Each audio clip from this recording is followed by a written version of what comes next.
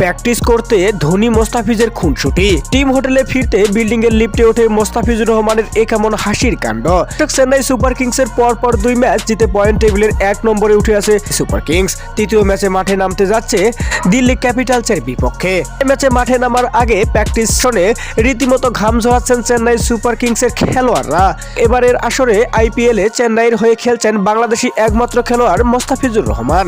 তিনি 2 ম্যাচ খেলে দাপুটে বোলিংয়ে মতো নিজেকে জানান দিয়েছেন। ওভার বল করে 59 রান দিয়ে নিয়েছেন 6টি উইকেট। এখানে চেন্নাইকে দুর্দান্ত এনে দেওয়ার নায়ক মোস্তাফিজুর রহমান। তাই তো মোস্তাফিজুরকে নিয়ে একটু বেশি উচ্ছ্বসিত চেন্নাইয়ের ভক্ত সমর্থকরা। দর্শক, পর 2 ম্যাচ, প্রথম ম্যাচ রয়্যাল চ্যালেঞ্জার বেঙ্গালুরুর বিপক্ষে, এরপরে গুজরাট টাইটান্সের বিপক্ষে দুর্দান্ত জয় তুলে নিয়েছে চেন্নাই সুপার কিংস। এবার মাঠে নামতে যাচ্ছে 31 মার্চ দিল্লি ক্যাপিটালসের বিপক্ষে। আর এই ম্যাচে মাঠে নামার আগেই চেন্নাই সুপার কিংসের সকল খেলোয়াড়রা প্র্যাকটিস সেকশনে রীতিমতো ঘাম ঝরাচ্ছেন, যেখানে মোস্তাফিজুর রহমানকেও বেশ হাসি খুশি ও ফুরফুরে মেজাজে দেখা গেছে। ধোনির সাথে কথোপকথনেও মেতে উঠেছেন মোস্তাফিজুর রহমান।